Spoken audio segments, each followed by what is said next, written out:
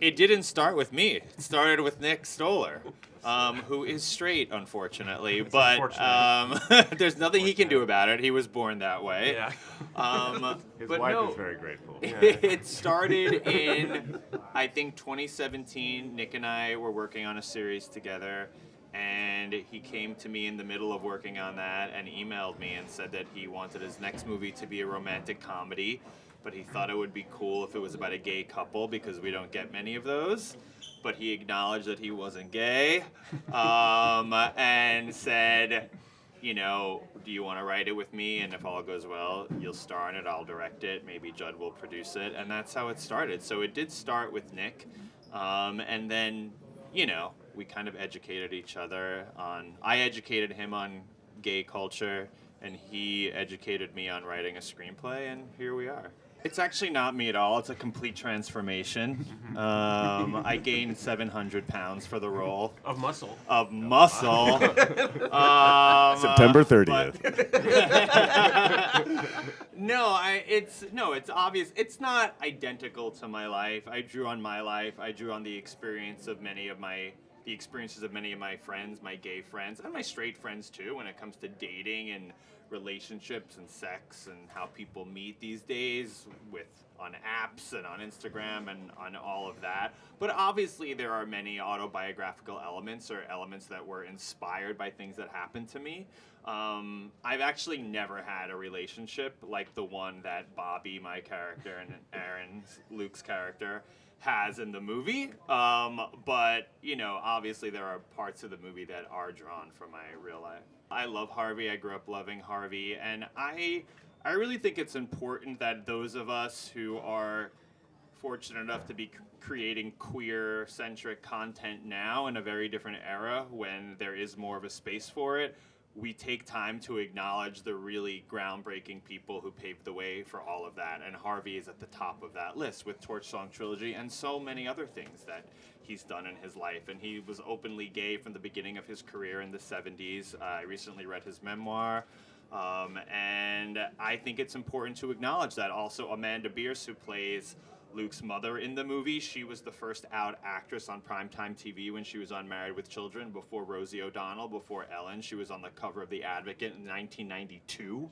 Yeah. I mean, and she hasn't been in a major studio film in decades, right? And so it's important that the movie gave space to those people too and acknowledged them too, you know? And I think what's cool is that in the movie there's a sequence where we go from a scene with Harvey Fierstein directly to a scene with Bowen Yang, who is symbolic of you know, the new wave of queer stars and comedy stars, and, you know, is one of the funniest people on the planet right now. And I think it's important that the movie represents all of us, but does take time to nod to past generations who really had to break new ground.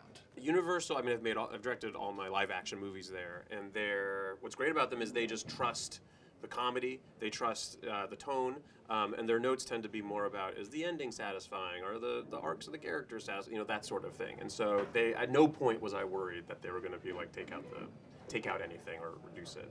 I mean, first of all, that it was a rom-com featuring two men. I mean, truly, like that. And also, I think that for me, there was something about the kinds of gay characters that we were seeing. And I think specifically this sort of love interest to our lead has a really interesting and rich kind of story as well. He's not the sort of perfect foil, and we're waiting for him to kind of get his shit together.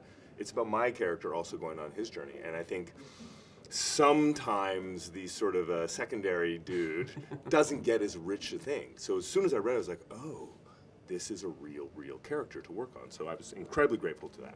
I don't think that he's out of my league. Yeah. I think that we scare each other. Yeah. I think that I think that we perceive our own strengths in the movie in different ways. Like Bobby knows what his strengths are, Aaron knows what his strengths are in terms of the way they present themselves to the world. And I think they both intimidate each other, which is where that chemistry is. You know, that idea intrigued me. Like, yes, there are elements of Aaron's character and who Aaron is, which sometimes make Bobby insecure, like am I good enough for him? But also, as we see in the movie, there are elements of Bobby's character that make Aaron feel insecure and make Aaron feel, wait, am I enough for this guy? And I really liked that idea that you had two characters who were really drawn to each other, and it is a little bit of, I wouldn't say opposites attract, but it is a little bit of, you know, they're like the yin to each other's yang. Yeah, in a way. I always think it's a disarmament. You know, we've both put armor on to get us to this certain point in our lives. His is his comedy, his wit, his intelligence. Mine is a physicality, a sort of social status, and we slowly start taking it off, and that's when we fall in love with each other.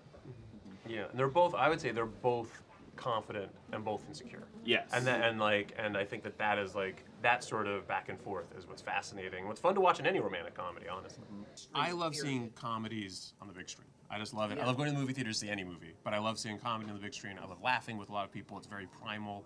Some of my greatest memories are of going to the movie theater. It's why I make movies. And so it was always, the goal was, it was always going to be a theatrical movie.